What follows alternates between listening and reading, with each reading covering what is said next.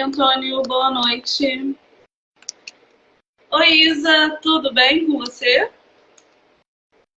Esperando o pessoal entrar um pouquinho.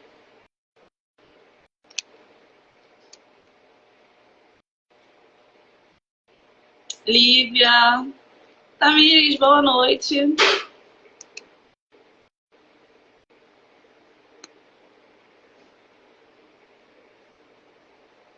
Obrigada, galera, por estar compartilhando. Márcio, amore.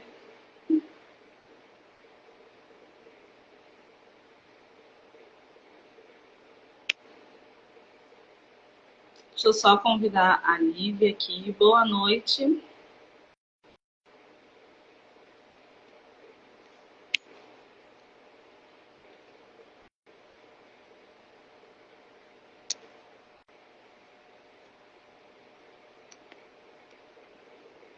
Só um momento, pessoal. Estou acionando minha convidada.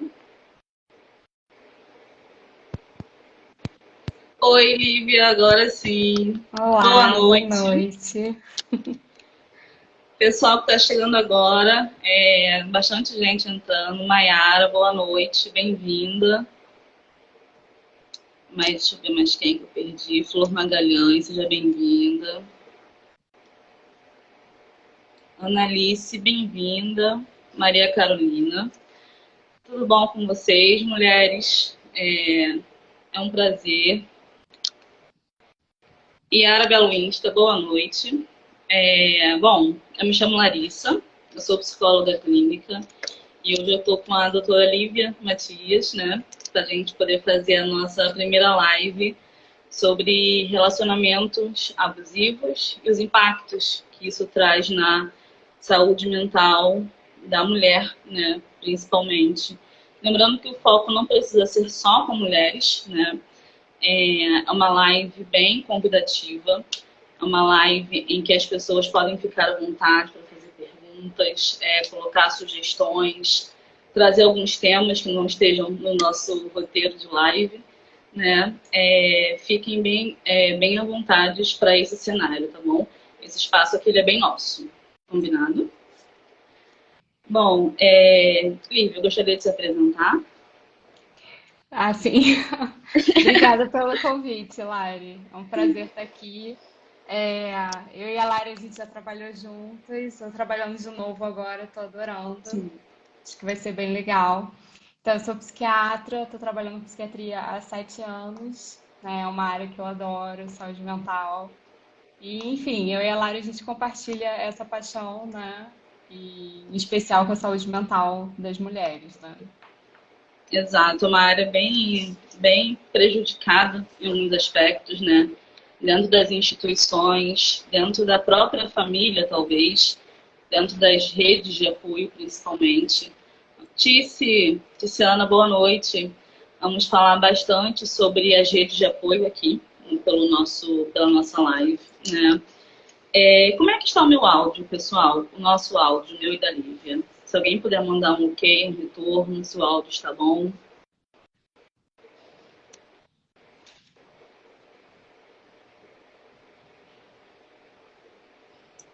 Bom, vamos lá. Nessa live em específico, né, nós vamos abordar a saúde mental da mulher quando ela passa ou ela está passando por um processo de abuso, né? Como reconhecer esses sinais de abusos, né? O que poderia ser esses sinais de abusos? Se tem categoria, se não tem, se tem uma classe que é mais prejudicada, se não tem, se o abuso ele é comum para todos, abordar um pouco sobre a idade, a primeira infância, talvez perfis, né, elaborados lá atrás que nos levem a esse padrão, né, de relação. Mas primeiro, né, para a gente entender como funciona, o que seria uma relação saudável, né? O que seria um relacionamento saudável na visão da mulher, né, na visão humana. Todas nós, né, que entramos em um relacionamento, nós esperamos algo, esperamos uma parceria, uma via de mão dupla, diálogo, afeto, uma liberdade para se expressar, uma liberdade para se comunicar, principalmente, né? Amizade e compreensão naquilo que você está sentindo, uma compreensão naquilo que você está passando, de alguma forma, né? E a mulher, talvez estruturalmente, ela é muito levada para essa natureza. Ela é muito guiada para ter esse tipo de relação, né? É algo estrutural em algum momento, né? E essa via de mão dupla dentro de um relacionamento, quando você dá, você também espera o que é de bom do seu parceiro, você espera o que é de bom da sua parceira também. Nayara, boa noite, seja bem-vinda. Você espera o que é de melhor do seu parceiro, da sua parceira, né? Só que às vezes isso não acontece. E é muito difícil quando a mulher ela começa a entender, a perceber que alguns sinais, né, que o parceiro dá não são sinais de benevolência, não são sinais bons de um convívio saudável, de uma relação respeitosa, né? E aí é muito comum que essa mulher comece a se perguntar o que está acontecendo, onde está aquele parceiro, aquela parceira que ela buscou lá no começo, né? E geralmente a primeira questão é o que essa mulher espera quando ela entra numa relação, né? E eu estava conversando com a Lívia, né? E nós falamos muito sobre os perfis, né? Os perfis de amor romântico e os perfis de amor genuíno, né? Quando essa mulher ela entra na relação já autossuficiente e quando essa mulher ela entra na relação buscando a parceria, buscando uma complementação. E aí nos serviços de saúde mental, principalmente, né, quando nós recebemos mulheres vítimas desse tipo de exposição, desse tipo de violência e abuso, né, é muito comum a mulher falar sobre os seus objetivos. Porque apesar do trauma ser um só, a mulher ela vai subentender aquilo de diversas formas. Ela vai carregar os traumas de diferentes formas, né? O que coube a mim não cabe a outra mulher que sofreu abuso e por aí nós vamos observando perfis, né?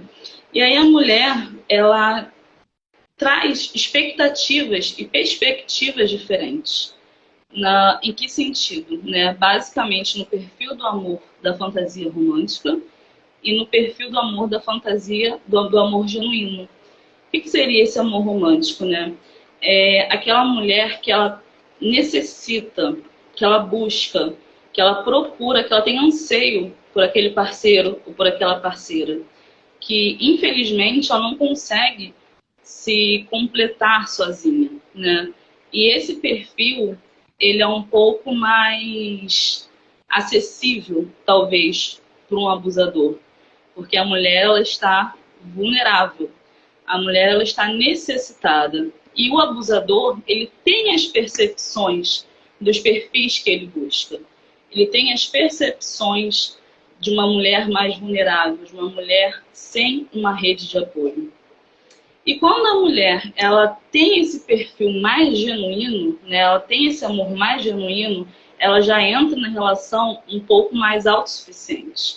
Ela entra na relação mais tranquila, mais estável de si, com pouca dependência emocional daquele parceiro. Ela tem satisfação em outras áreas, que não seja só naquela relação afetiva. Então, basicamente, ela não se projeta e não coloca a felicidade dela na mão do outro. E aí são esses dois perfis, de amor romântico e de amor genuíno. Doutora Carolina Luna, excelente discussão. Pessoal, fica à vontade para mandar no bate-papo, tá bom? Dúvidas, questionamentos, desabafo, se for necessário. É um espaço muito mais de vocês do que nosso. E agora, sobre essa projeção de felicidade, né, da mulher que depende mais, que depende menos. A Lívia vai conversar um pouquinho mais com vocês sobre os cenários de abuso, né? Esse desdobramento que acontece até a mulher perceber que está sendo abusada. Sim. Lari, eu acho que um ponto legal de começar essa conversa realmente é passando sobre o que é o relacionamento saudável, né? Acho que foi uma introdução interessante, porque muitas vezes não é óbvio, né? O relacionamento abusivo é tão comum, né? Que a gente até se pergunta às vezes o que é o saudável, né? Sim. E assim, procurar uma relação saudável não é alguma coisa assim de procurar alguma coisa, querer alguma coisa muito fora da realidade, né? É um básico que todo relacionamento precisa ter, né? Com respeito, né? Com dignidade, né? Com igualdade. E já o relacionamento abusivo, a gente vê isso, né? O abusador, assim, se aproveitando de uma vulnerabilidade, né? Esse abusador que exerce ali um controle, né? Um poder, toda uma dominação em cima, né? Do parceiro. Então, assim, a gente percebe isso, né? Que nas relações que tem mais desigualdade, mais espaço tem para abuso, né? E aí, assim, a gente falando aí no cenário das relações, né, cis heteronormativas, a gente está passando então, né, pelo quê, né? Pela mulher estar sendo também abusada, né, por estar nessa posição, né, numa sociedade machista, numa posição de inferioridade em relação ao homem. Então, Sim. socialmente, também tem todo ali uma permissividade em relação ao abuso, né? Mas é claro, como você falou, o abuso pode acontecer em qualquer relação, né? Não é exclusividade de nenhum grupo social, né? É realmente alguma coisa que pode acontecer tanto na relação íntima quanto numa relação de trabalho.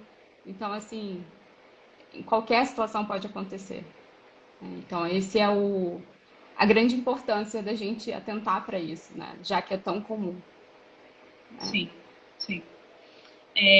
A Carol Monteiro Luz, ela deu uma questão aqui, né? Que com certeza a gente se pergunta o que é saudável, né?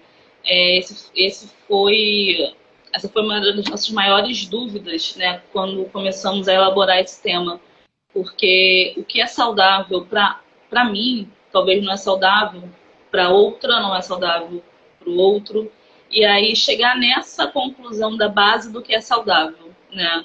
Então, Larissa, né, eu compreendo que saudável é até onde vai o seu limite de respeito, né? É até onde você está confortável naquela relação, daquela forma que está acontecendo, né? E é uma linha muito tênue, porque existe uma relação do autorrespeito e existe uma relação de até onde eu devo aguentar por conta desse tal respeito, né?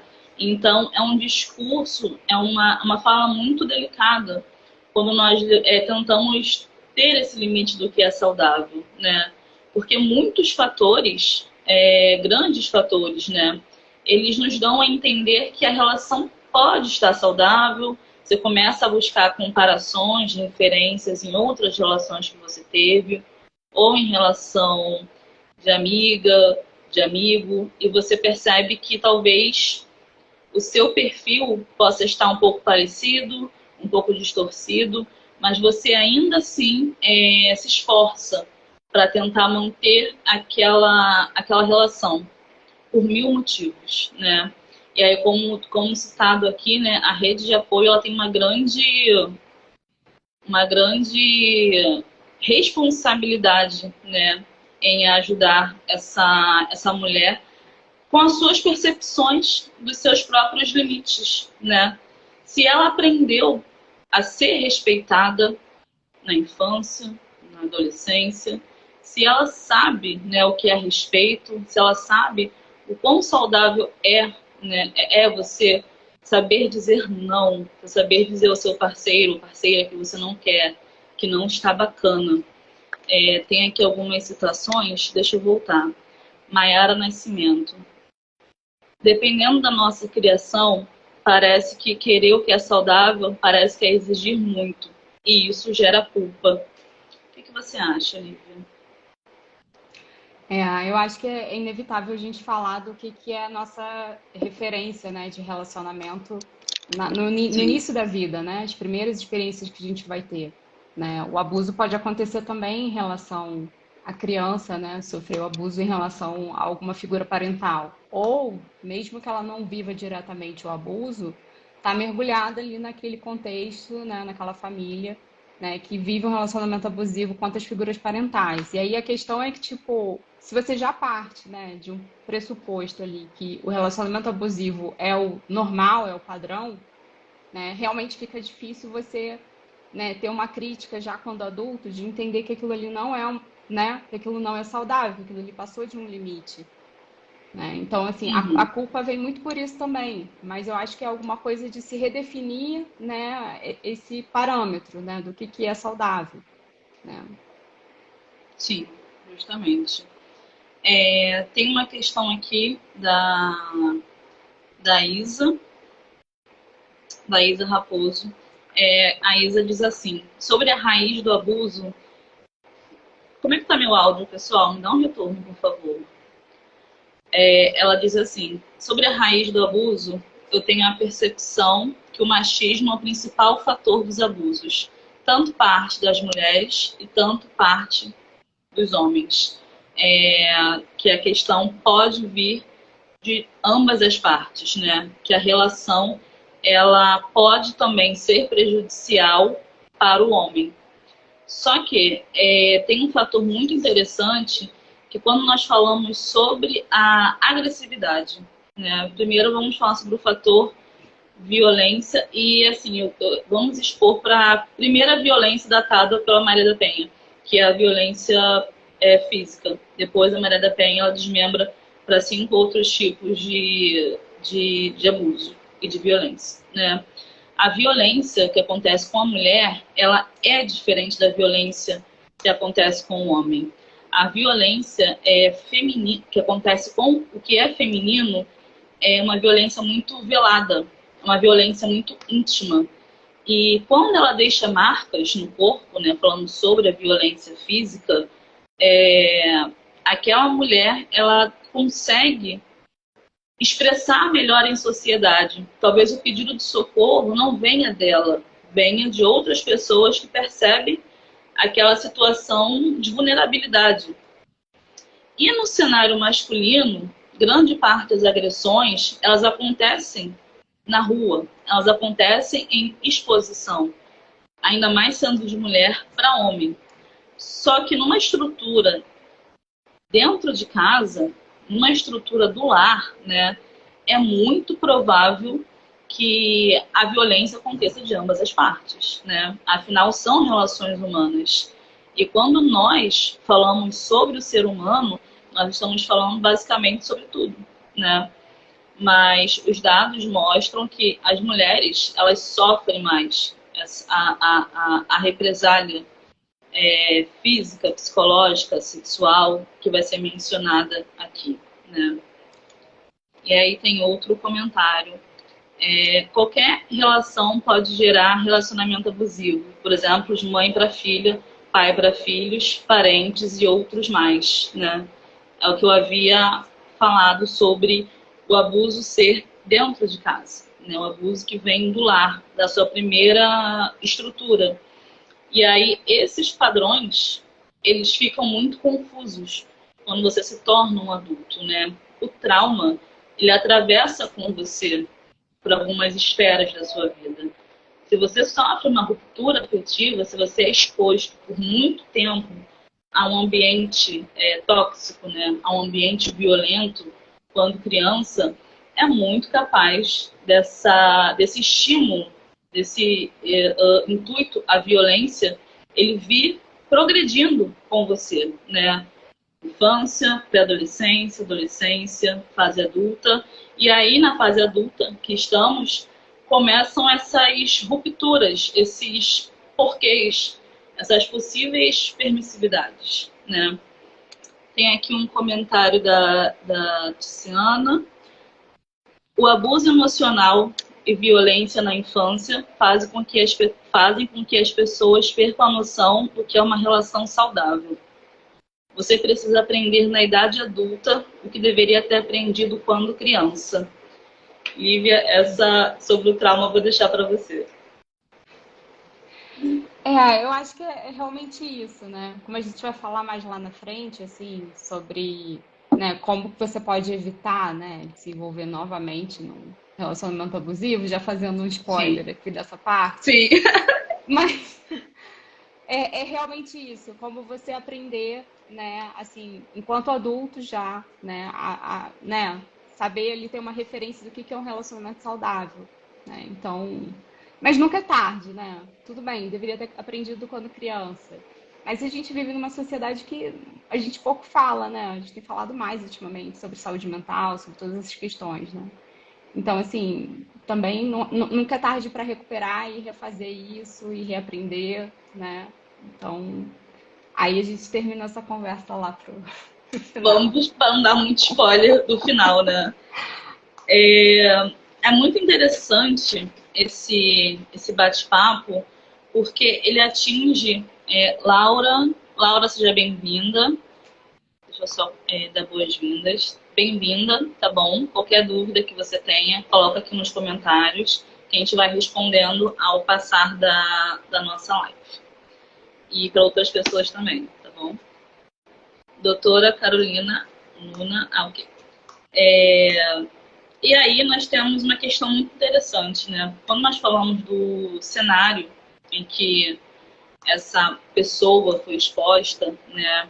E as consequências que hoje, na fase adulta, ela precisa enfrentar.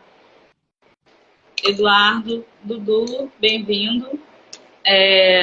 Essas questões, né, que ela precisa enfrentar na fase adulta, elas ficam mais difíceis, elas ficam mais pesadas, talvez. Não sei se pesada seria a palavra mais correta a ser usada, mas quando você entra na fase adulta, a sociedade já entende que você está preparada, que você está pronta. E volto até um pouco no primeiro comentário que eu recebi, que fala sobre a culpa, né? Que parece que você carrega uma culpa por não ter dado certo ou por não ter conseguido manter uma relação. Isso é algo que recai sobre a mulher, né? Quando ela escolhe um mau parceiro, ela acaba tendo uma gravidez, e aquela gravidez gera consequências, né? Por conta da má parceria. É como se a culpa fosse sempre da mulher.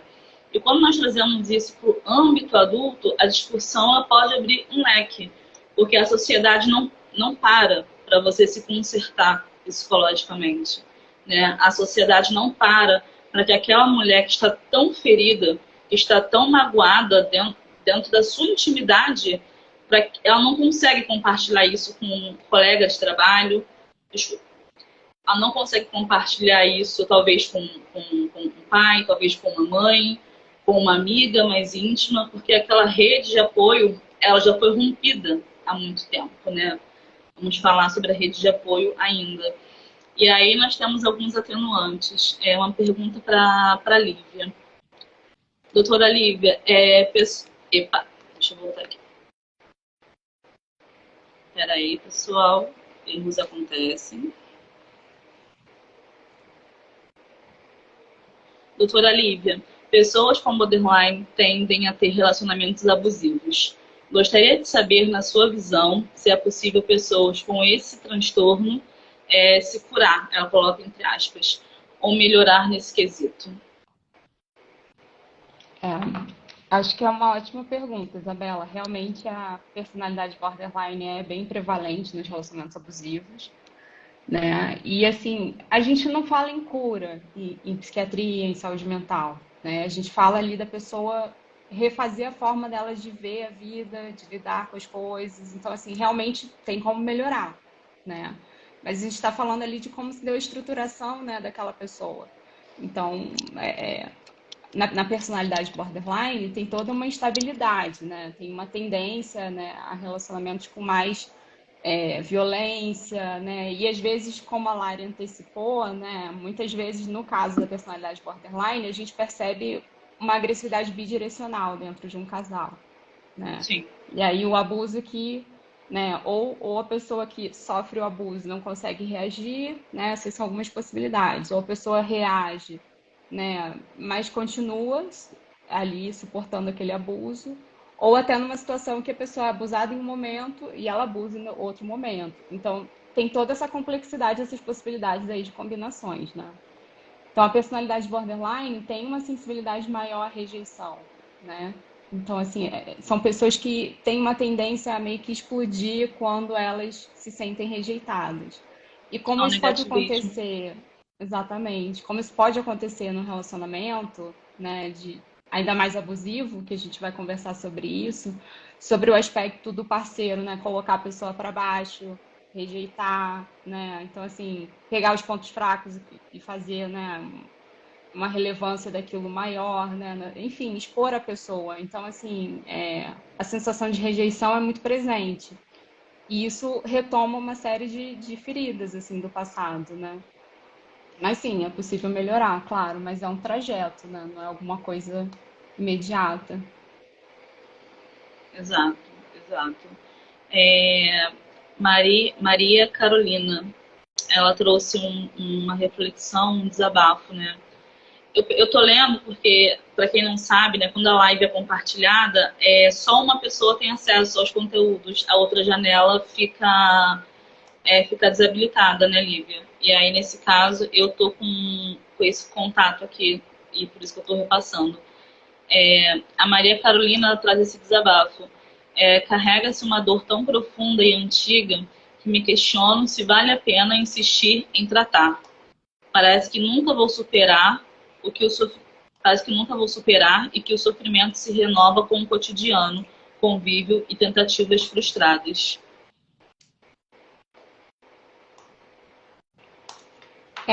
Eu tô conseguindo ver esse comentário agora. Ah, bacana. Tá tranquilo.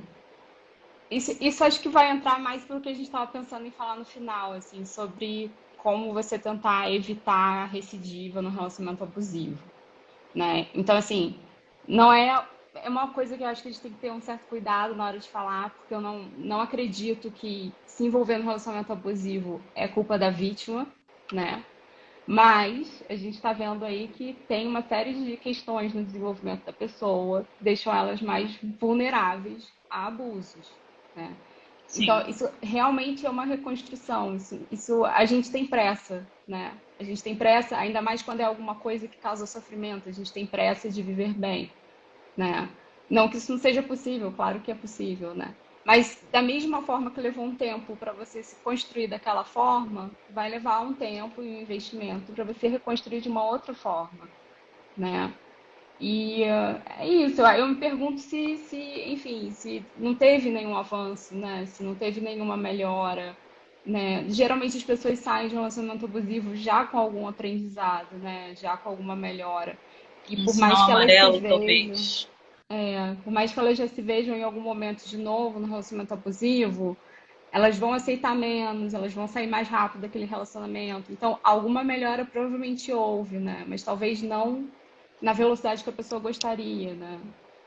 Mas é alguma coisa realmente né, de você fazer uma reconstrução psíquica, né? Isso não é alguma coisa simples, né?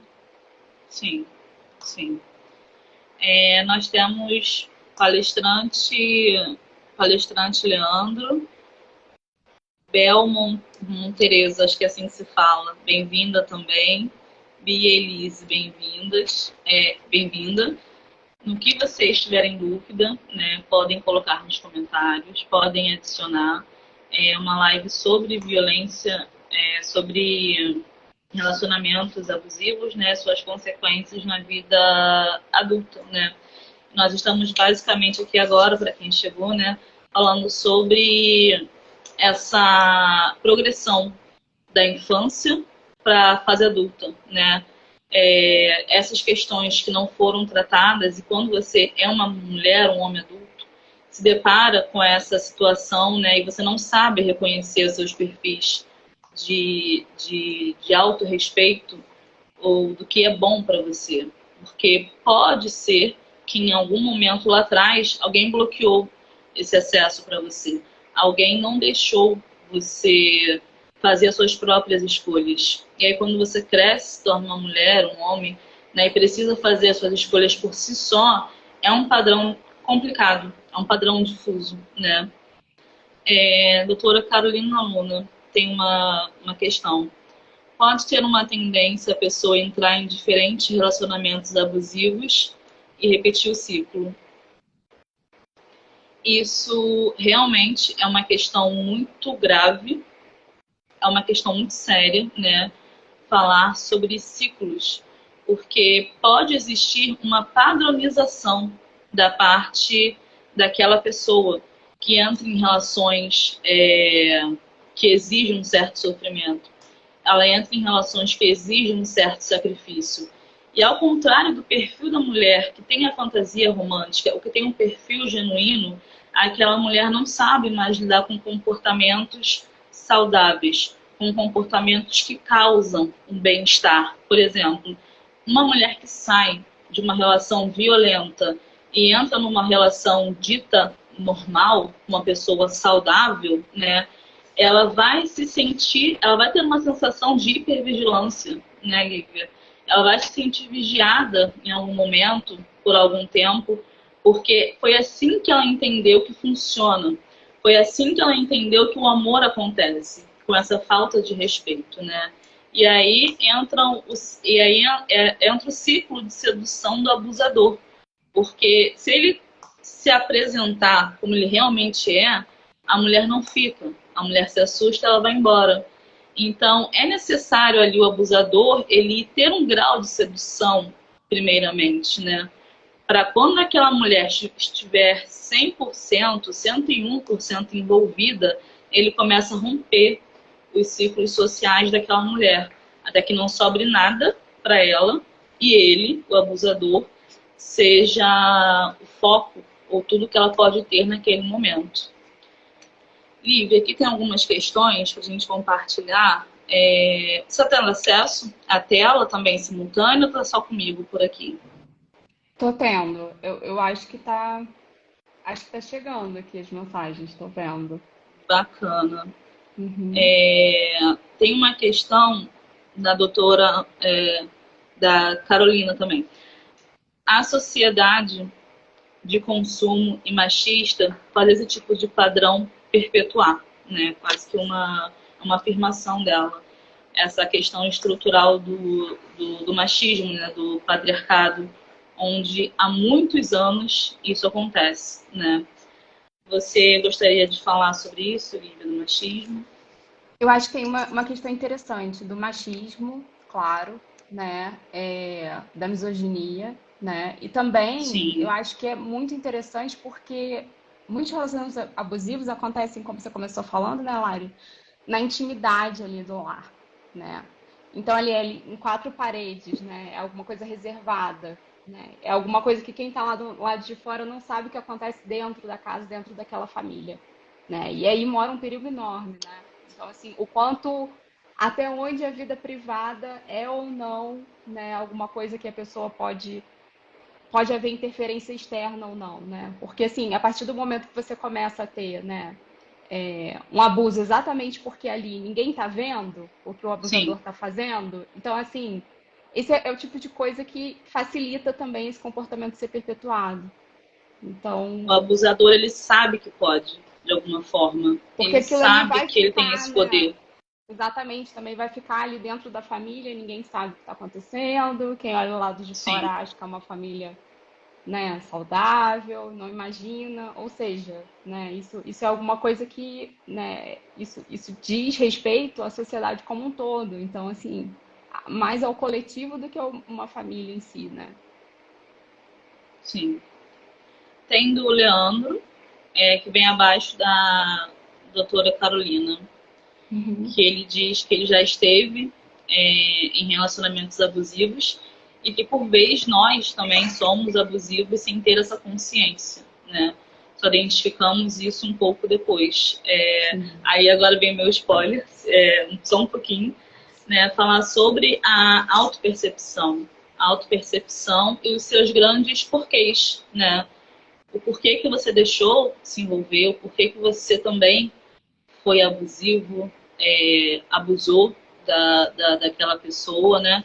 E as identificações que acontecem depois. Essa identificação do depois é quando a ficha cai. Quando a ficha da mulher, falando uma linguagem assim, né, bem popular, quando a ficha da mulher cai, que ela está ou esteve num padrão abusivo, ela demora ainda um pouco para ter essa consciência. Ela demora um pouco para ter essa retomada de rotina normal, se assim podemos dizer, porque é uma ruptura afetiva que ela sofre. É uma ruptura afetiva, uma ruptura social também, né? Porque aquela mulher, ela vai se dissolvendo, ela vai se desmanchando, principalmente se anulando para caber no mundo daquele homem, para caber nas exigências daquele homem. Porque nesse patamar de abuso, não existe mais autoconfiança, não existe mais credibilidade em si. São questões muito, são perfis muito finos, de serem dissolvidos. O abusador faz isso com muita categoria. Ele faz isso na intimidade. E como que a mulher leva isso para o seu ambiente externo, né? Como ela diz que tal ato sexual não foi benéfico para ela e por isso ela se sente desconfortável. A mulher não é acreditada, ela não recebe esse incentivo do porquê, né? Mas o que houve? Acontece com frequência? Alguém sabe disso? Ou é só você e o seu parceiro?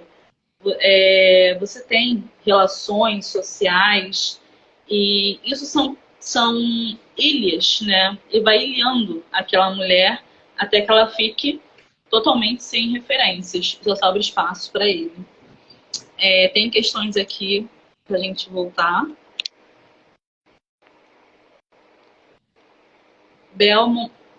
Belmonte Teresa. A maior parte dos homens são machistas e abusivos. Isso não. Aí ela coloca essa questão. A maior parte dos homens são machistas e abusivos. No segundo tópico, ela põe: isso não é. Peraí, isso não é pra mim. Isso não é uma política de saúde. Aí para mim ficou confuso se era uma pergunta ou se era uma. Ou se era se era uma pergunta, se era uma afirmativa. Porque como ficou desmembrado, eu não tive a compreensão do que ela queria expressar. Se ela puder depois voltar com a pergunta. Não Ela sei está se ela está pedindo. querendo dizer. Desculpa, Laís. Pode falar. Pode Eu não falar. sei se ela está querendo dizer se a violência doméstica é uma questão de saúde pública, porque né? É o tipo Sim, de coisa que a gente tem que meter a colher, né? Falando de um jeito informal, né? É uma questão de sim, todo mundo que acontece dentro de casa quando começa a ter abuso. sim. A Isa está dizendo, a Isa me disse que acho que uma pergunta. E aí a Bel, ela queria uma orientação da mãe e do pai. Ela está dizendo sobre orientação de pai e mãe desde a infância, né? Acho que foi isso que eu compreendi.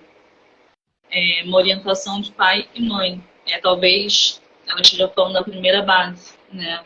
O que você entende, o que você interpreta do seu relacionamento, do que você vê na sua casa, né? Das coisas que você absorve dentro de um ambiente saudável, não saudável, e sobre essa talvez uma diferenciação, né, entre a menina que observa o pai e a mãe numa relação amorosa, uma relação saudável, e talvez da pessoa, da menina, mulher, que não tem essa oportunidade, né, de ver uma sociedade ali entre pai e mãe, um relacionamento saudável. E isso caminha para as esferas da fase adulta, né? E aí ela estava questionando se era uma questão de saúde pública, a questão da violência.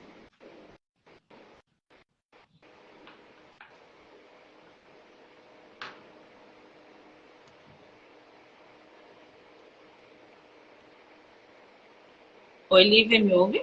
Oi, sim, tô Oi. ouvindo. Aí ela estava questionando se era uma questão de saúde pública a violência contra a mulher. Sim, assim, em termos de estatística, né, tem algumas pesquisas que apontam que uma a cada três mulheres vivem um relacionamento abusivo, né, que por volta de 85% das mulheres, né, dos relacionamentos abusivos são direcionados ao abuso a uma mulher. Então, assim, sim, com certeza, é uma questão de saúde pública. Eu acho que é alguma coisa que tem que ser incluído, inclusive, como a gente vai conversar mais à frente, no sentido de também os profissionais da saúde, né, pesquisarem isso, né, nas avaliações. Então, Uhum. porque muitas vezes, né, uma forma de sair de um relacionamento abusivo é ir ali naquele atendimento com o profissional de saúde, contar o que está acontecendo, pedir ajuda, né? Porque a gente vai ver que, né, o que acontece no relacionamento abusivo é também o isolamento. Então, muitas vezes a pessoa não tem para quem contar, para quem pedir ajuda. Então, sim, eu acho que a saúde tem que caminhar junto com isso, né? A saúde tem que estar sempre do mesmo jeito que a gente pergunta outras coisas, né, em termos de saúde, na anamnese, tudo, também tem que entrar a questão se está vivendo alguma questão de abuso dentro de casa, né? Sim, Porque às sim. vezes a pessoa não se sente nem à vontade para falar, se sente constrangida, apesar de da vítima não ser culpada, né? Então não deveria ter vergonha nenhuma, né? Mas acontece isso. Então, assim, é alguma coisa que a gente, como profissional de saúde, também tem que perguntar, né? Perguntar A e nossa participar atenção. ali, exatamente, participar como, enfim, como referência também para auxiliar aquela pessoa na saída daquele relacionamento, né? Eu acho que uma coisa interessante para a gente falar, já que eu estava falando, já falei agora do isolamento, é sobre como que a gente faz para identificar, né, um relacionamento abusivo, Com certeza. né? Acho que é o tipo de informação importante, porque, assim, muita pesquisa indica que, na verdade, muita gente vive abuso sem saber que vive o abuso. Então, conhecimento é poder, a partir do momento que a pessoa sabe, né, o que é um relacionamento abusivo, para e olha para o próprio relacionamento que está vivendo, né, e percebe que está vivendo um abuso, dali já começa uma caminhada para sair, né, daquela situação. Então, eu acho que é interessante a gente atentar para alguns sinais, assim, né, do que é, se está acontecendo ou não um abuso, né? O relacionamento abusivo, ele tem um ciclo, ele é cíclico, né? Ele tem um padrão que se repete ali ao longo do tempo, né? Começando, como a Lari já falou muito bem, que é aquela sedução, né, que o abusador faz, né? Que é a chamada lua de mel, essa primeira fase. Então, o abusador, ele vai ter ali todo um investimento para seduzir, para encantar essa vítima, né? E, enfim, esse começo é maravilhoso, né? Com frequência a gente ouve, né, pessoas que sofrem, né, com abuso, lembrando como o relacionamento era, né? Não, mas ele era muito Tentando bom no justificar começo. o presente com o Exatamente. passado. É uma grande armadilha. Exatamente, meio que se segurando naquilo ali, né? Porque, enfim, tem toda uma memória em relação a esse começo, como que foi, né?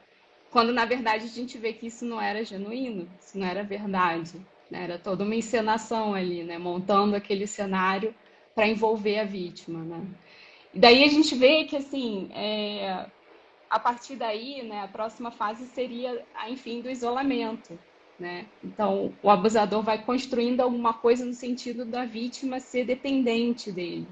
Então, vai isolar da família, vai isolar dos amigos, né? Vai querer que saia do trabalho, né? Vai querer que fique em casa e fique em casa ali só convivendo com ele, né? Claro, o abuso tem gradações, né? Tem coisa mais extrema, tem ali a coisa mais sutil, né? Sim. Mas o isolamento é alguma coisa bem cardinal, assim, no estabelecimento de um relacionamento abusivo, né? Isso tudo para aumentar o controle também, né? Que o abusador tem sobre a vítima, né? E aí, vindo como uma terceira fase dentro do ciclo do abuso, vem então, né, o abuso propriamente dito, o ato de violência, violência emocional, violência física, isoladamente ou combinado, né? São várias as possibilidades. E aí, nesse comportamento, né, de já tá então começando o abuso, tem alguns sinais, assim, que às vezes as pessoas têm, às vezes, dificuldade de será que eu tô vivendo um relacionamento abusivo ou não? Então, acho que um jeito legal de sinalizar isso também é né, alguns comportamentos que são muito comuns assim do abusador. Então, com frequência, o abusador vai ter aqueles momentos de explosão, os momentos que vai Sim, gritar, que vai insultar, vai xingar a pessoa, né, vai criar ali um clima de terror, né? Então, começa a ter também até assim uma punição, né? Então, se a vítima faz alguma coisa que desagrada, o abusador vai lá, né, e cria ali uma ameaça e um ambiente de se fizer uma coisa que eu não quero, vai ser, né, vai ser punida de alguma forma. Então sim. tem todo um terrorismo ali em cima, né? É muito comum também, assim, acontecendo, né, a situação do abuso em si, da violência, né, do próprio abusador dar a entender que aquilo nem aconteceu às vezes, né? Exato. Que é o Esse ponto famoso. ele é X. Exatamente. E aí, né, é o gaslighting, né? E aí o que acontece é, como a gente estava conversando já desde o começo, né? É Sim. que o que acontece dentro de casa não tem, muitas vezes, alguém que vai testemunhar o abuso, né? Então a pessoa sofreu o abuso, alguém abusou e esse abusador está dizendo que não aconteceu. E questiona até a sanidade mental daquela pessoa, né? Então, assim, muitas vezes, né, a pessoa que está sendo abusada, ela vai se questionar se realmente foi daquela forma, se aquilo realmente aconteceu. Ela projeta para si a culpa. Exatamente, por causa dessa desigualdade que existe dentro do relacionamento, então a palavra do abusador tem mais peso do que a própria palavra da pessoa que está sendo abusada, né? Então, se a pessoa está dizendo que não aconteceu, então não deve ter acontecido, eu que devo ser louca, né? E mulher já é jogada nesse lugar muito facilmente, né, de louca. Então, assim, Sim. eu acho que vai muito disso também, assim, é toda uma fragilidade que se aproveita, né? Eu acho que é basicamente isso. Fechando o ciclo do abuso, vem então a fase do arrependimento, né? Que, né, a controvérsia seja genuíno, né? É um arrependimento ali mais né, uma tentativa de mostrar que está arrependido do que fez, daquele ato de violência, de que não vai acontecer mais, né? Então tem todo um trabalho ali também do abusador para dar a entender que aquilo ali não é um padrão, né? Que aquilo ali não vai voltar a se repetir, né? Que aquilo ali Uhum. aconteceu porque estava num dia difícil, porque estava muito estressado, né? Porque, enfim, às vezes até insinuar que a própria vítima causou isso, né? Então, o que é um absurdo, né? Assim, não existe justificativa para o abuso, né? Mas dá a entender isso como se a pessoa que está sendo abusada, como se ela tivesse causado alguma coisa e por Sim. isso o abusador perdeu o controle e foi violento, né? Verbalmente ou fisicamente, né? Então tem esse trabalho também, que no final das contas a culpa cai em cima da No final pessoa que das está sendo contas, abusada. exato. O Exatamente. espelhamento, ele, em sua maioria, é feminino, né? A pergunta do porquê, ela vem muito para a mulher. A Isa, ela tem uma questão. Eu gostaria de saber sobre o abusador. Se vai ser sempre um traço da personalidade ou se é possível a pessoa não ser mais abusadora com um tratamento adequado. Bom, aí são duas visões, né? Psicológica e psiquiátrica para essa questão, né? Quando nós falamos sobre traços, nós temos o entendimento de uma patologia. Nós estamos falando sobre algo patológico, né? E nem sempre o abusador ele traz características patológicas em sua maioria. Geralmente são padrões repetitivos, né? E padrões muito fortes, padrões muito enraizados de que ele pode e que ele não vai ser punido por isso, né? Em relação à patologia, existem sim pessoas patologicamente, né, adoecidas que vão desenvolver os traços, que vão ter ali aquela questão do controle, mas o tratamento, aí vem a parte psiquiátrica, o tratamento ele é fundamental para aquele homem, para aquele abusador, até mesmo abusadora, melhorar a sua qualidade de vida com a sua parceira, com seu parceiro. Mas é necessário ter o um entendimento, porque a pessoa que abusa, às vezes também não sabe que está sendo prejudicial para o seu companheiro, para a sua companheira. Mas a partir do momento em que o outro, a outra parte está sinalizando que não está legal e a compreensão não é total da outra parte para mudar, né, como falamos no começo, essa relação de via, a relação, ela precisa ser uma via de mão dupla, eu preciso dar, eu também preciso receber. E a partir do momento, pela minha visão psicológica, que a pessoa está sinalizando que não está legal e o outro não procura um apoio profissional, um esclarecimento profissional, aí nós podemos entender que os padrões que ele está assumindo é de responsabilidade dele ou dela, né?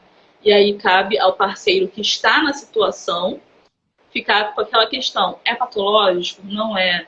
É uso abusivo de álcool ou não é? É uso abusivo de drogas ou não é? Né? É estresse do trabalho?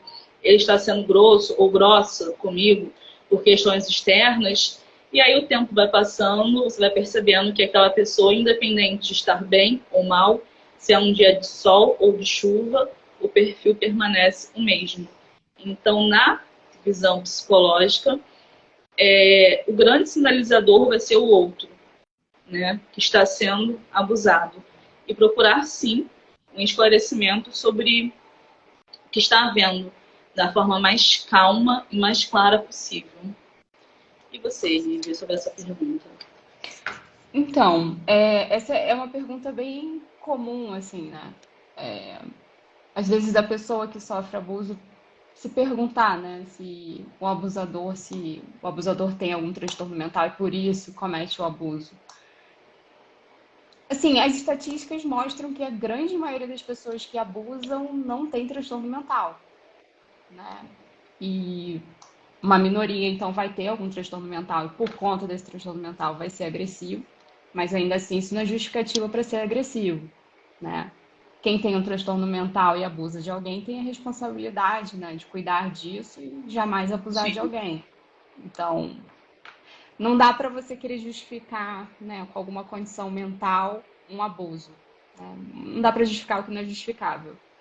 Então, assim, é da responsabilidade da pessoa isso, né? A pessoa tem que buscar esse cuidado. Também a pessoa que está sendo abusada, ela não tem que ficar ali necessariamente esperando o momento que a pessoa vai estar estabilizada mentalmente, né? Na verdade, o que a esse gente período de espera observa, ele pode ser crucial, né, para salvar aquela pessoa ou não. sim, o que a gente observa assim com mais frequência é que o transtorno mental ele é mais comum na pessoa que é abusada do que no abusador, né? Então, ter um transtorno mental é alguma coisa que te deixa mais vulnerável, né, para se envolver com esse tipo de situação, né? O transtorno mental não vai causar, né, o comportamento abusivo, por exemplo, se tiver no caso de algum quadro que cause essa agressividade. Geralmente isso não vai se restringir ao ambiente familiar, né? Então essa pessoa ela vai estar globalmente com esse comportamento agressivo, com esse comportamento abusivo. Isso é um sinal para a pessoa perceber se isso é ou não uma questão de saúde mental, né? Já que o abuso ele não vai acontecer só escondido, a pessoa não vai mascarar isso, ela vai ser abusiva com pessoas na rua, ela vai ser abusiva com todo mundo, ela não vai ser abusiva só ali naquele relacionamento íntimo, né? Então, assim, o fato de esconder esse abuso dentro, né, do relacionamento íntimo já mostra ali né, todo um raciocínio nesse sentido, não alguma coisa que a pessoa está desestabilizada e por isso ela é abusiva. Sim, justamente. A doutora Ana Carolina ela faz uma ressalva aqui, né, sobre a importância. Na verdade, a Ana Carolina e o Márcio, eles tiveram comentários assim bem parecidos. Eu vou sintetizar os dois, né? O Márcio ele fala sobre a importância de você ter essa anamnese, ter esse olhar bem elaborado até para a própria criança, né? Nos primeiros atendimentos ali, com algum serviço de urgência, credibilizar a fala infantil, né? Porque se houvesse, se acontecesse mais dessa jogada, né, talvez a criança ela já iria desenvolver uma fala mais elaborada. Ela já seria mais autônoma de si, mais autônoma de seus sentimentos. E isso, com certeza, contribuiria, né, para um adulto mais saudável, mais íntegro, mais honesto com as suas próprias emoções, né? E aí, a doutora Carolina, ela ainda fala assim, ela pergunta, será que os abusadores têm consciência disso, do que fazem? Na visão psicológica, é uma questão um pouco delicada, né? Porque, como conversamos aqui, existem perfis que podem ser patológicos, né? E aí isso é necessário ser investigado, ser identificado. Mas, em sua maioria, os abusadores possuem consciência do que fazem. Inclusive, eles possuem a consciência da não punição. Porque se não houvesse uma consciência, o abuso, essas explosões de raiva aconteceriam em espaços públicos, aconteceriam em qualquer local. E não é assim. O abusador, ele tem um perfil estratégico, ele tem um ciclo estratégico, né, Lívia? São 3 fases para a mulher se tornar uma refém daquele homem. Então, ele tem consciência, ele age de forma estratégica, falando de perfis não patológicos. Ele age de forma estratégica para poder dominar, né, romper com as estruturas psíquicas e sociais daquela mulher. Então, a consciência dele vem principalmente dessa não punição. Quando a mulher, quanto mais violada, quanto mais submetida a aspectos ela for, mais introspectiva, mais internalizada ela fica, né? E os serviços de apoio, os serviços de ajuda, eles ficam um pouco descredibilizados nessa função. Eu tive um comentário ali em cima, eu perdi. E esse comentário falava sobre a importância da Lei Maria da Penha, né? E é um comentário também que fala depois sobre a demora das autoridades policiais intervirem nessa situação sobre a mulher, né? E aí o feminicídio, ele acontece. E aí a violência, ela já aconteceu, né? O assassinato, a morte, enfim. E aí, nessa questão, nós temos os tipos de violência, que, na verdade, nós estamos falando aqui muito sobre a violência física, né? E a violência psicológica também, mas não são só essas violências que acontecem. Isso é muito importante deixar exposto, né? Porque a própria Lei Maria da Penha, ela só reconhecia a violência física, né? Quando é contra o corpo, contra o físico, quando é contra o físico daquela mulher. Por exemplo, situações de estrangulamento, situações de enforcamento, os famosos, né, chacoalhões, em que o homem ele começa a pegar a mulher com mais vitalidade, com mais força. Isso é entendido como violência física, onde você vai ao IML para você passar por uma situação muito constrangedora, para aí você fazer um boletim de ocorrência, para aí você dizer às autoridades que você sofre, porque tem marcas físicas. E as outras, basicamente, 4 marcas, né? Que é a violência moral, a violência financeira, a violência psicológica e a violência sexual, né? Que acontece muito também dentro do casamento e é extremamente banalizada, infelizmente. E aí agora, recentemente, acho que em 2009, se não me engano, se eu estiver errada, depois eu volto para a correção. A Lei Maria da Penha, ela colocou mais esses tópicos de violência, né? E a violência física, a mais comum, né, que nós conhecemos, que é a violência contra o corpo da mulher. Temos também a violência psicológica, que é aquela devastação, aquela perturbação ao que é social da mulher. Aquela questão em que a mulher ela não consegue sair da situação porque ela está com a sua psique muito enfraquecida. Porque o parceiro ou a parceira usa muito a questão em relação a você.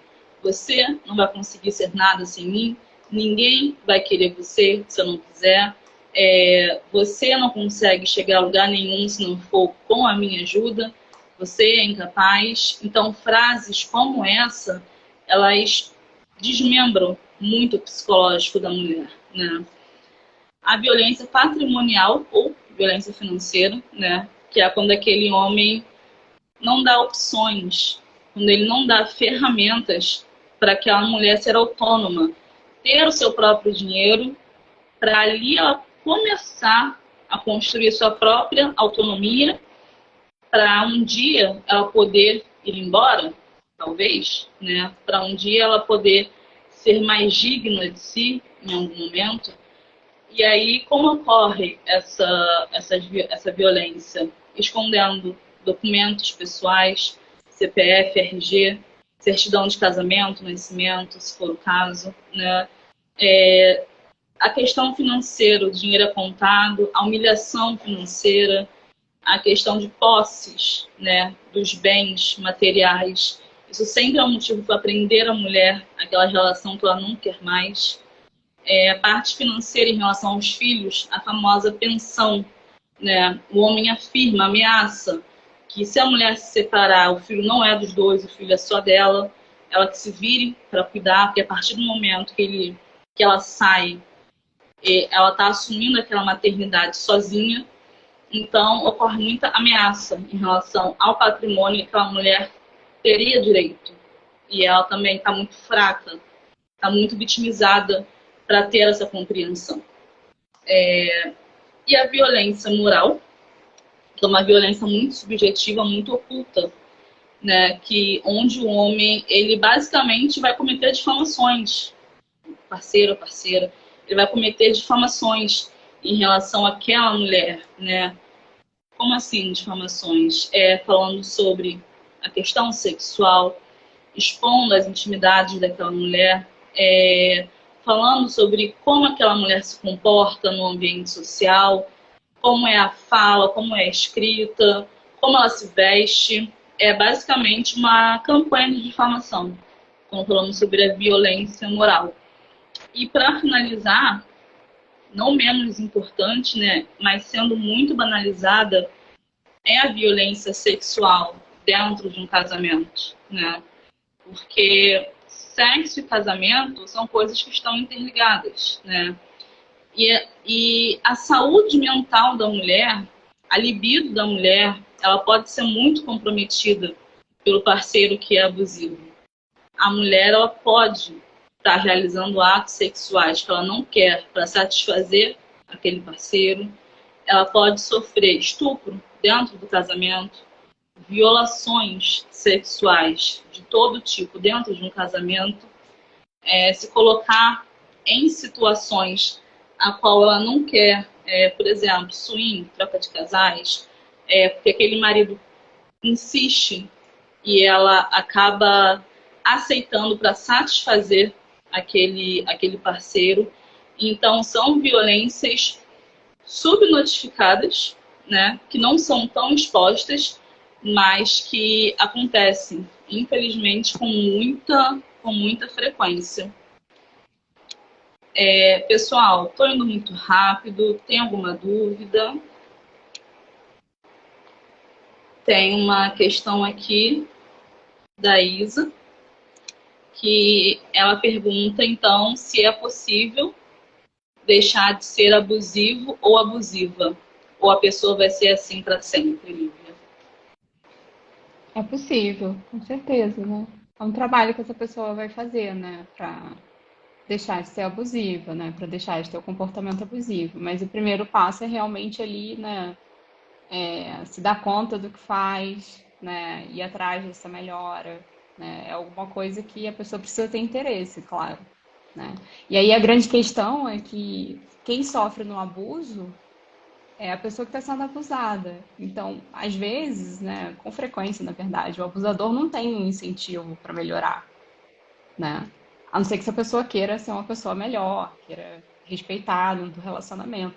Mas como isso também fica escondido dentro do relacionamento e o mundo lá fora não está sabendo, né? E, enfim, quem está tendo ali poder, né? Quem está podendo controlar, quem está dominando é o abusador, não é uma situação desfavorável para o abusador.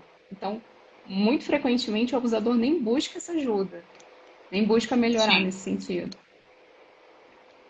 sim.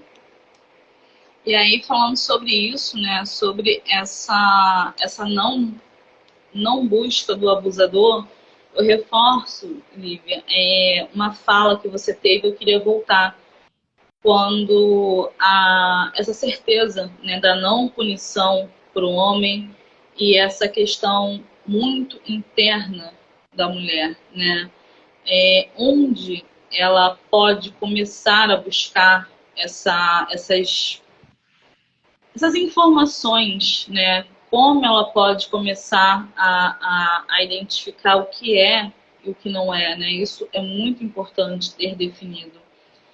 E aí, a nossa live está variando entre 16, 20 pessoas.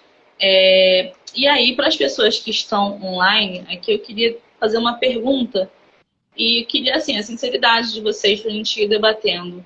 Todo mundo que está aqui tem mais de 18 anos, né? É adulto. Vocês sabem, vocês compreendem o que é limite? Por exemplo, vamos colocar aqui a Isa, né? A última pessoa a perguntar, Márcio. A Railane, que chegou agora, Rayane.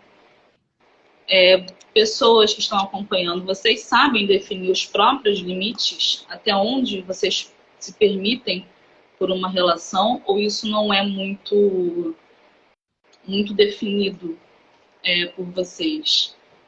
E aí eu vou aguardar subir algumas respostas para a gente ir dando essa verificada, né, no que a galera se compreende, no que a galera entende por autopercepção.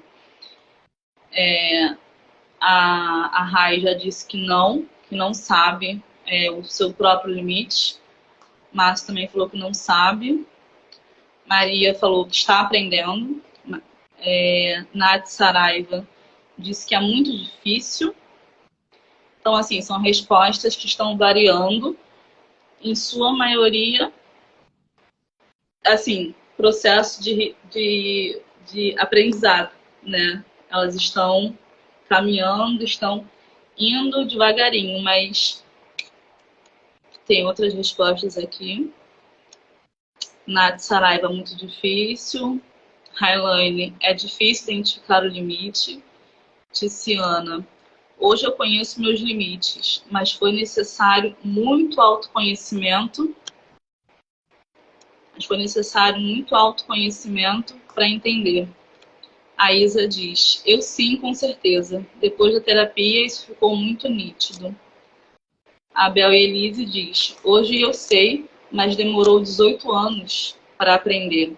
Né? Olha o tempo em que ela traz, 18 anos. E aí, eu queria até ficar nessa fala da Bia Elise, da questão dos 18 anos que ela levou para aprender, para trazer de novo aquele nosso pensamento, né, Lívia, de que não é da noite para o dia, de que é um processo de construção, reconstrução, né, em algum momento, mas quando a pessoa quer, quando ela se dedica, né, a não repetir mais ou a não ter mais aqueles padrões de abuso a qual ela foi submetida, eu entendo que os profissionais de saúde, principalmente profissionais de saúde mental, eles precisam, eles precisam também ter um olhar mais holístico, né? Um olhar mais humanizado para o que está acontecendo. Para aquela vítima sair do papel de vítima e ela começar a ser um potencial, ela começar a ter o resgate da sua própria identidade, né? O que você acha, Lívia, sobre essa oscilação de respostas? A Eu acho que é Railane disse que está no muito. início do processo. Estou no início do processo. Eu acho que é importante, né, a pessoa conseguir, né, ter ali disposição para continuar nesse processo, né?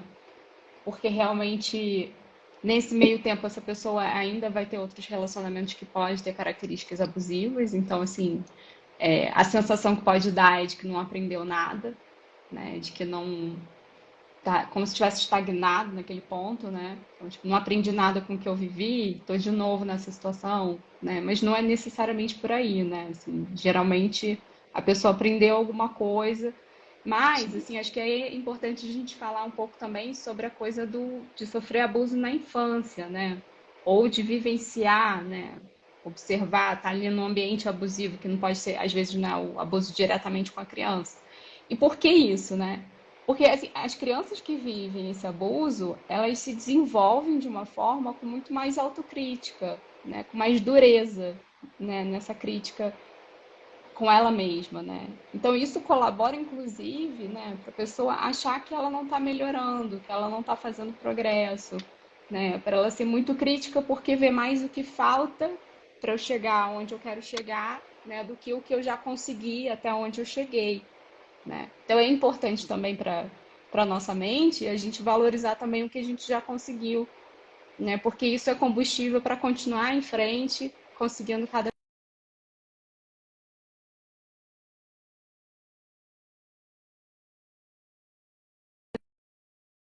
Lívia, tá conectada? Para mim travou um pouquinho. Me ouve bem? Voltou para mim, deu Voltou? uma pausa, mas voltou. Aí Pessoal, uma como é que tá a coisa, conexão? Oi, pode falar, Lívia. assim, perdão, pai, Pode vamos continuar. conferir como é que tá a conexão de todo mundo. Conferir essa conexão. Deu uma Se alguém puder balançada. dar um retorno pra gente.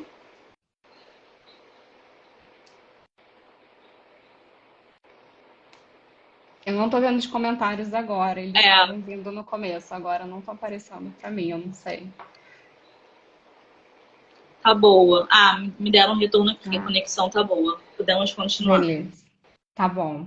Não, aí então, como a gente estava falando, né, sobre o que que é os impactos, né, de você viver um relacionamento abusivo, principalmente na infância, né?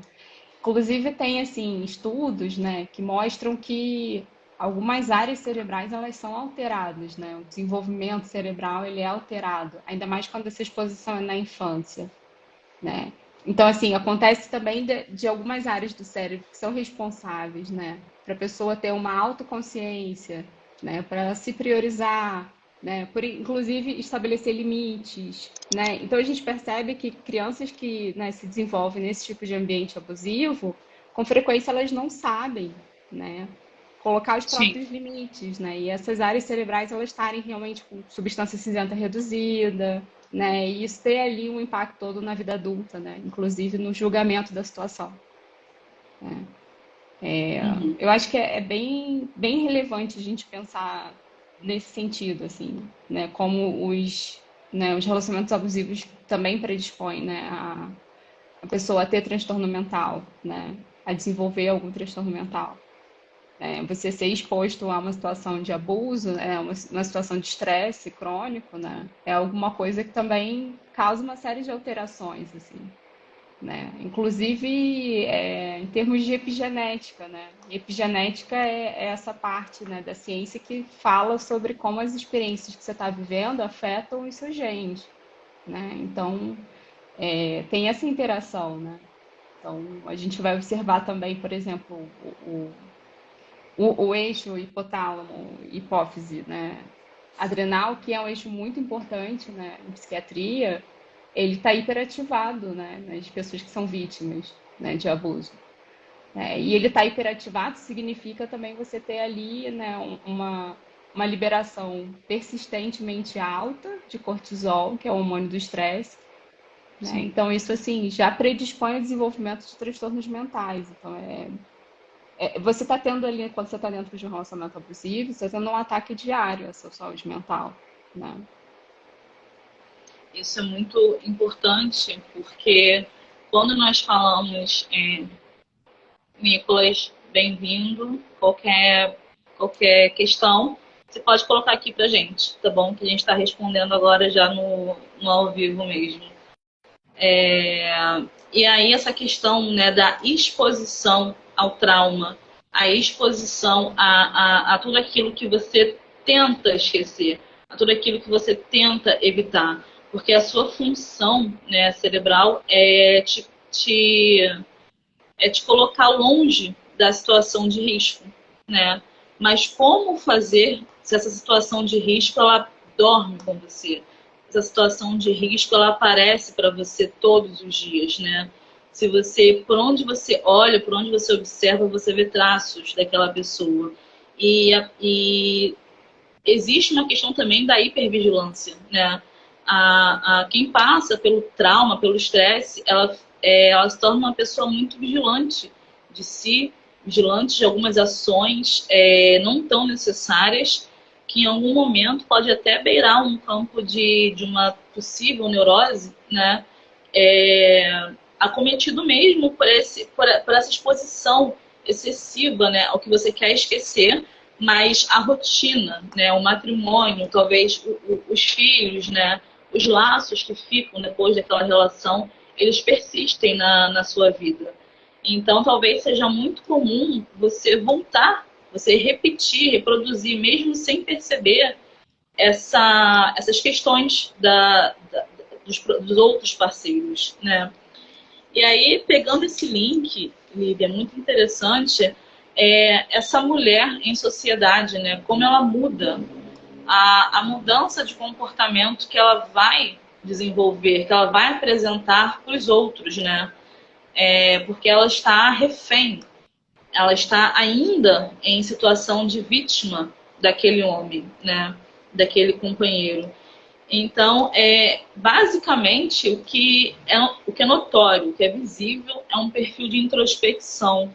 É uma mulher que se isola, que ela perde a rede de apoio, ela perde as referências do que ela foi, né? Se ela era uma mulher acostumada a sair, a ter amigas, amigos, a frequentar a casa dos parentes, frequentar a casa dos pais final de semana, isso não acontece mais. Porque o abusador, ele vai priorizar tirar aquela mulher do convívio, do conforto psicológico dela. Ele vai minar as relações que ela tem para ela não pedir ajuda. Para as pessoas que a conhecem intimamente não perceberem que ela está mudada, que ela está diferente para pior, né?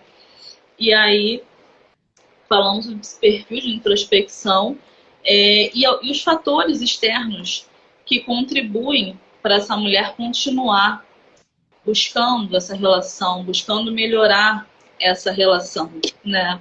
Então, por exemplo, fatores externos como filhos, infelizmente, né? A espiritualidade também é um fator que diz muito sobre você continuar numa relação. Alguns aspectos como o constrangimento de assumir que está numa relação perigosa, a falta de ter para onde voltar, né? Por exemplo, se ela se casou e ela sofre violência física, psicológica, patrimonial, como essa mulher volta para a casa dos pais já com 2 filhos, com um filho, é mais prejudicial, é mais constrangedor para ela. Então, dependendo da mulher que não tem a rede de apoio, da mulher que não tem onde se informar, onde se apoiar, ela fica assim, né, dentro de uma ostra, uma linguagem assim bem popular. E aí a identidade dela, ela vai se rompendo com o passar do tempo e não demora muito. A identidade daquela mulher é basicamente inexistente, porque você conhece uma, passado meses, semanas, é o suficiente para aquela mulher ser outra, né? E aí é aquela velha frase que até conversamos, né, Lívia? O senso comum diz que quem some deixa de fazer falta, né? E hoje nós sabemos que quem some, às vezes, está precisando de muita ajuda, de muito apoio.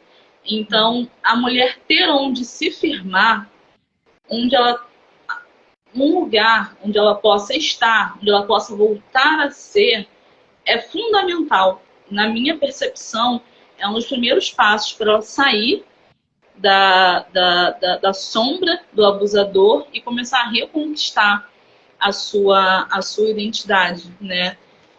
isso, identidade feminina, identidade como mãe, uma mãe melhor, uma mulher mais calma, uma profissional, uma exímia profissional, com calma, né? Sem medo do que teve no passado.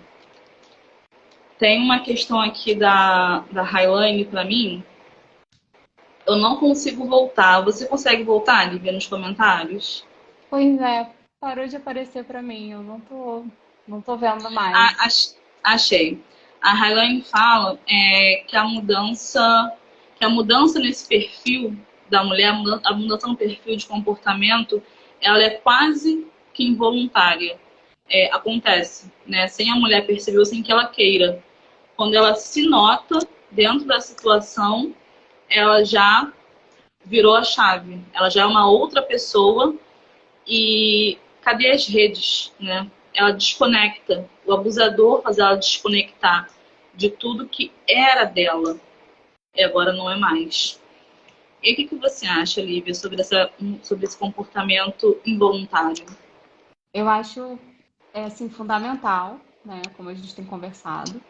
E outra coisa que eu acho muito importante é a gente pensar na questão de, assim, ok, né, o abusador estimula, né, essa quebra de contato, vai começar às vezes a falar mal de algum familiar, de algum amigo, né? Vai tentar minar essas relações interpessoais, né, que a pessoa que está sendo abusada tem, exatamente para ter esse isolamento, né, e desenvolver ali uma dependência em relação ao abusador. E eu acho que a gente pode pensar também que, enquanto rede de apoio, é importante a gente checar as pessoas, né? Então, assim, nós como mulheres, né, a gente está unidas, a gente tem ali uma rede de apoio que checa, né? Ah, a amiga que está sumida, né? A amiga que está num relacionamento, tá tudo bem, tá precisando de alguma coisa, tô aqui e tal. Então, assim, às vezes as pessoas se afastam realmente porque acham que a pessoa não tem interesse, que tá tudo bem, né? Mas eu acho que, né, a gente como amiga também tem essa função, né? Sim, De checar se tá tudo bem com aquela pessoa. Porque às vezes a pessoa não consegue ter essa iniciativa de ir lá procurar ajuda, mas saber que tem alguém que se importa, né? Às vezes tem até uma vergonha por ter se afastado, né? constrangimento, né? De como vou voltar se eu virei as costas para os meus amigos, para os meus pais, né? Para onde eu vou agora? Então, aquela mulher tem a sensação, né? A sensação que não é real, que é, às vezes ficar o que ela pode fazer de melhor para não alarmar uma situação. Até porque, infelizmente, né, as reconciliações, o abusador, ele é muito sedutor, né? Quando ele quer aquela mulher, aquele objeto de posse, né, vamos tratar assim, de volta, ele entra na primeira instância, que é a lua de mel, né? Ele volta com todo aquele perfil rebuscado, ele começa a resgatar vontades, desejos, gostos pessoais daquela mulher. E se ela tiver o perfil da fantasia romântica, ela volta, porque ela tem uma sensação de estar pertencente. Ela tem uma sensação de que a família está ali estruturada esperando por ela, né? Quando, na verdade, em questão de semanas ou dias é o suficiente para aquele abusador voltar a ser o que ele era. Porque ele não deixou de ser, né? Ele só fantasiou para ter aquela mulher, né? Que ele considera que é dele, como um objeto, de volta. E a rede de apoio, ela fala muito sobre isso. Sobre a mulher começar a ter informações para ela começar a reconhecer onde vai, onde não vai, qual é o próximo passo daquele homem, porque existem, né, passos que o homem dá para conseguir aquela mulher de volta. E muito fragilizada, porque não foi bem recebida em casa de volta, porque não tem com quem deixar os filhos para ir trabalhar, porque depende financeiramente, né, ela aceita voltar. Então, até onde nós, né, os amigos, as amigas, os familiares, são importantes para fazer com que aquela mulher se sinta bem-vinda ao lar, né? Para que aquela mulher se sinta atraída por uma vida mais saudável. E nesse contexto, né, temos também o transtorno mental, que a mulher em qualidade de abusada, ela pode desenvolver, né? O que o relacionamento traz de transtorno mental para essa figura feminina. Tem alguns transtornos mentais que são mais comuns, né? Da pessoa que está sendo abusada desenvolver, né? Classicamente é o que? A depressão, a ansiedade, né? Os transtornos alimentares, dependência química, né? Também é muito comum a pessoa desenvolver transtorno de estresse pós-traumático, né? Pelo evento do abuso em si, né? Existe, inclusive, uma categoria dentro do estresse pós-traumático que é a síndrome, né, da mulher espancada. É um nome controverso, mas, assim, estou trazendo aqui hoje para a gente observar como, assim, a existência dessa categoria, ela se deve exatamente sobre já ter um quadro conhecido, né, das pessoas que sofrem abuso e desenvolvem o estresse pós-traumático. E aí, no caso de estresse pós-traumático, tem alguns sintomas, assim, que a gente observa, né? Que são as revivescências, né? São aquelas... a pessoa revive a memória, né, do trauma, do abuso em si. Né? E essa revivescência pode acontecer por meio de pesadelos, né, no período noturno. Então, cenas daquele abuso voltam, né, durante aquele pesadelo, ou até flashbacks, né? Durante o dia a pessoa é invadida por aquela imagem de novo, né? Então, existe uma persistência daquela memória. A hipervigilância, que você já estava falando, né, que é Sim. aquela coisa da pessoa estar sempre atenta, sempre sob tensão, né? Então, assim, é alguma coisa de altos níveis de ansiedade, né? Também é muito comum a pessoa desenvolver um comportamento evitativo, no sentido de evitar coisas que estão relacionadas à cena do abuso em si. Então, assim, muitas vezes, por exemplo, a pessoa passa no mesmo lugar onde foi o abuso, né? E ela lembra daquela situação angustiante, né? E vem aqueles sentimentos todos, né? Às vezes a pessoa lembra, recorda, por exemplo, um cheiro, né, que estava ali naquela situação, um determinado cheiro, uma determinada música que estava tocando. Então, existem vários elementos que fazem parte da memória que eles funcionam como gatilho para a pessoa Sim. reviver aquela situação de novo, né? E, assim, é muito comum no transtorno de estresse pós-traumático ter sintomas depressivos juntos, né? Pode haver também, assim, uso abusivo de substâncias, né, numa tentativa de aliviar todo aquele sofrimento. Também é muito comum, né, como você falou da violência sexual, né, das questões de estupro dentro do relacionamento e Ser tudo. banalizado. Exatamente. Então, muitas vezes a pessoa já começa a ter dificuldade para ter relações sexuais, porque o trauma dela tem a ver com isso, né? Tem a ver com o trauma relacionado ao abuso, à violência sexual. Então, também é alguma coisa muito relevante. Assim, Lara, eu acho que alguma coisa muito importante é nesse cuidado, né, da pessoa se restabelecer depois, né, desse relacionamento abusivo, é cuidar de modo geral da saúde mental, né, passar por profissionais para ver se tem um transtorno mental associado, né, que se for o Sim. caso, ter o tratamento corretamente, né, isso tudo ajuda para a pessoa seguir em frente, realmente superar, né, aquela vivência. Sim. E aí, pegando o seu link, né, sobre essas janelas emocionais em que a pessoa que foi abusada, ela passa, né, todo o estresse, né, toda a memória afetiva, o corpo ele também responde, o corpo ele também reage, né, a esses estímulos. E aí fica uma questão que é muito clássica, que eu percebo nos atendimentos, né, ou dentro da própria demanda de saúde mental. Às vezes, você não olha para o problema, você olha para a solução, querendo aquela solução muito rápida, muito efusiva, né? E aí a própria pessoa, ela não tem ela não tem o entendimento de que ela acabou de sair de uma situação, que é literalmente um passo de cada vez, né? E esbarra muito em algo que você diz sobre a pessoa achar que não teve evolução, né? Psicológica, psiquiátrica, social, Porque aquele trauma, ele sempre vai ser mais forte, talvez, do que a autopercepção de evolução. Talvez você simplesmente, vamos supor, ter uma memória, um cheiro, né? Vamos pegar o seu exemplo. Talvez o fato de você comprar um perfume, usar o perfume sem ter o menor problema, isso é um avanço, né? Você ir a um restaurante em que você costumava ir com a pessoa, ir com outras pessoas, sentar, pedir um prato, se alimentar, ter um momento agradável, isso é um avanço, né?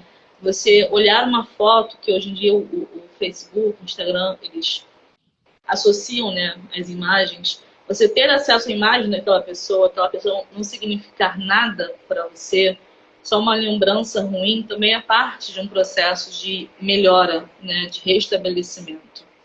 E aí a primeira pergunta, né, que fica é por que é tão difícil sair de uma relação? Né? Por que é tão difícil você desvincular da relação abusiva, daquele abusador? E aí tem uma questão muito forte que às vezes a mulher nem sabe, né? Como começamos na live falando, a mulher nem sabe que não está saudável. A mulher nem tem essa percepção de que aquele relacionamento que ela idealizou não está acontecendo.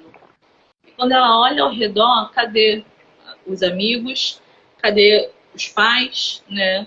Cadê as pessoas que poderiam ajudar ela nesse processo? Essas pessoas já não fazem parte da rede dela, porque o abusador já retirou e ela nem percebeu, né? Porque a vítima, ela cai numa armadilha muito grande do isolamento. Porque o abusador, ele olha aquela mulher como um objeto de posse. Então, aquela mulher, ela é daquele homem. Ela não pode pertencer a mais nada e nem a ninguém, né?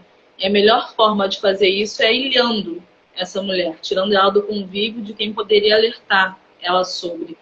Então, o porquê que é tão difícil? Justamente por essa ilha em que o abusador coloca a mulher, né? Para ela sair do campo de informação, para ela sair do campo de ajuda, para ela se olhar, se perceber e se reconhecer isolada dentro de uma casa, dentro de um matrimônio, dentro de uma maternidade e se resumir a isso, né? O que pode ser ideal para umas pode ser uma perturbação social para outras, né?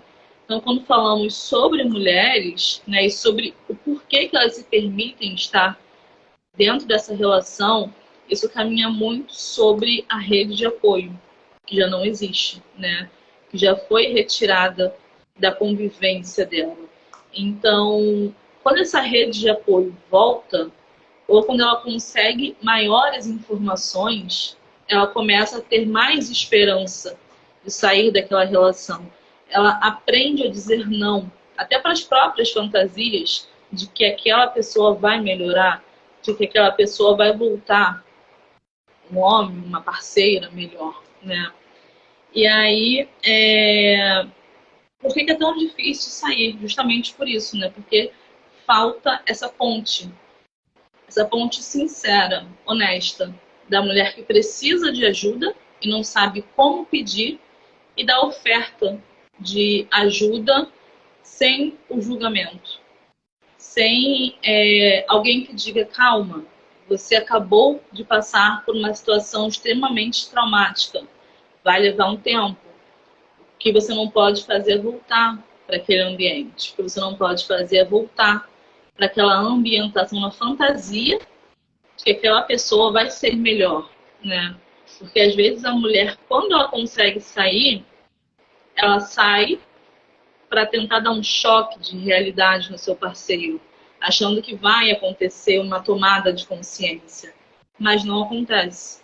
Ou esse abusador escolhe uma outra vítima, ou ele fica atrás, caminhando, perseguindo esse antigo objeto de posse, que é a mulher, né? E fora isso, aliás, somado a isso, né, tem o trauma, a questão do estresse pós-traumático, né, e como se recuperar desse trauma. foi uma questão também que a gente recebeu bastante, né, Lívia? Sim.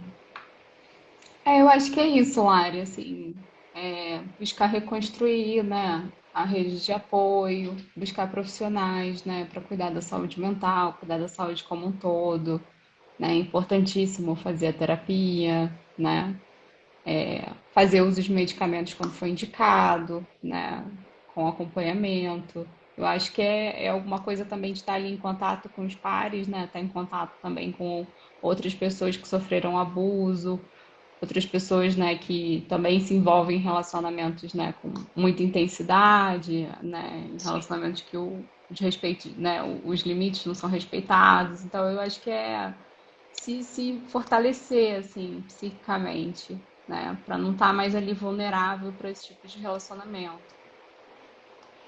É, dentro desse link, né, a Tiziana, ela deixou um link aqui para a gente, eu gostaria de compartilhar. Né? A Tiziana diz o seguinte: em alguns casos, inconscientemente, a vítima se auto-engana e acredita que não é tão abusivo assim, né? Ela põe entre aspas, que não é tão abusivo assim, ou até mesmo que a vítima merece passar por aquilo, por algum sentimento de culpa ou de auto-vingança.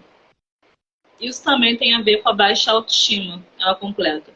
Falta de rede de apoio, medo do desamparo, medo de ficar só, medo de ficar só e acreditar que realmente é fraca e não consegue esse autocuidado, que não consegue se cuidar, né? Se prevalecer numa relação mais autônoma, uma relação entre ela e o seu próprio espelho, entre ela e o seu reflexo, né? E nós comentamos um pouco do fantasma que fica quando uma mulher passa por uma situação abusiva de violência, né? Se ela não buscar uma rede de apoio, principalmente com outras mulheres que passaram pela mesma situação, né? Nós temos um grande exemplo que é o grupo MADA, que são as mulheres que amam demais, se submetem a situações muito exacerbadas, muito exageradas, patologicamente falando, impulsivamente falando, né? Se elas não procurarem essa rede de apoio, profissionais que estendam a mão de uma forma genuína, honesta, a chance dela regredir nesse processo é muito grande, né? Então ela precisa sempre estar em contato com o seu interior, né? Sem colocar aquela imagem boa, aquela imagem bonita do abusador no começo da relação, porque essa imagem claramente ela não existe. Né? Ela foi só uma introdução para você começar a se fixar naquela pessoa, começar a se fixar naquela fantasia romântica e esquecer que você pode sim ser uma mulher autônoma de si.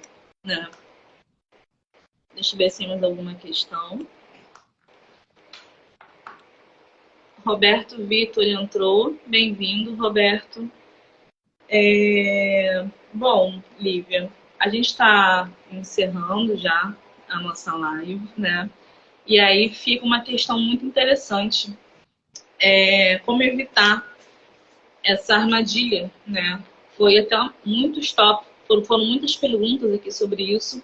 Como evitar esse ciclo, né? Que esse ciclo se repita. Na minha visão psicológica, fica a autopercepção, né? Se eu me sinto confortável com esse parceiro, se eu me sinto à vontade estando com essa pessoa, que tipo de sensações essa pessoa ela me desperta, e o porquê que eu estou atrelando uma figura a outra, já que um parceiro foi X, outro parceiro é Y, o porquê que inconscientemente eu estou tendo a sensação de que eu estou no mesmo lugar com a mesma pessoa.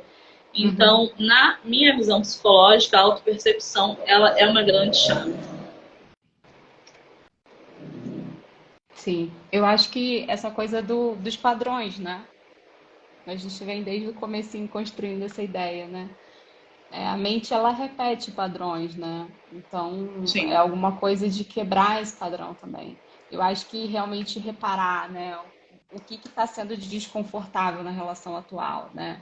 O que tem de semelhante com a outra relação. Então, eu acho que é alguma coisa que a pessoa que sofreu abuso um dia, né, ela, né, vai ter que exercitar isso toda vez que se relacionar, de fazer essas perguntas, né, e de É um olhar, exercício. pensar, será que tem um abuso aqui e tudo, né? Então, deixa eu ir ali reparando se tem sinais de abuso. Então, assim, é alguma coisa que sempre vai ter que, né, haver um esforço nesse sentido, né? Porque essa pessoa, a gente percebe que ela não tinha muito essa capacidade, né, de respeitar os próprios limites, de entender que as necessidades dela também são importantes. Então, assim, é alguma coisa que às vezes objetivamente, racionalmente, a pessoa vai precisar fazer aquilo ali, aquele esforço, raciocinar aquilo para, né, perceber se está ou não numa Sim, relação abusiva de novo. sim, sim. Eu acho que o exercício é a palavra-chave, né? É você exercitar até que vire automático, né? Até que você se perceba, se compreenda e principalmente, se for o caso, aceite que você entrou novamente numa armadilha, mas que dá tempo de sair. Você entrou, mas não necessariamente você precisa ficar, você precisa estar, né? E a rede de apoio, ela tá aí para isso, né? Para oferecer o melhor que ela pode, para dar esse acolhimento que a mulher tanto precisa. A Nath Saraiva, ela agradece, fala que foi uma excelente live. Muito obrigada por compartilhar o conhecimento de vocês. Bom, muito obrigada, eu que agradeço, né? Foi um presente para mim essa live. Foi bem além do tempo que a gente imaginava, né, Lívia? Foi bem É, tranquila mas e enfim, é legal, tá ótimo. Achei muito legal que o foi bem pessoal esclarecedora. interagiu, né, fez perguntas e tudo, e a gente pôde ter aqui uma coisa bem, né, uma construção aí coletiva dessa live, né? Então foi um Foi bem prazer. bacana. Obrigada Então, a para mim todos. também. Gente, muito obrigada. Obrigada, Lívia. Obrigada pelos que Obrigada, ficaram. A Lari. live vai ficar salva no meu perfil, mas eu vou compartilhar também para o perfil da Lívia e para vocês assistirem, compartilharem com mulheres que precisam, né? Informação, ela é a cura. Informação, ela é a chave. Não tem outro caminho. Muito obrigada. Tenha uma boa noite e até a próxima. Tchau, Obrigada, boa Lívia. noite. Tchau.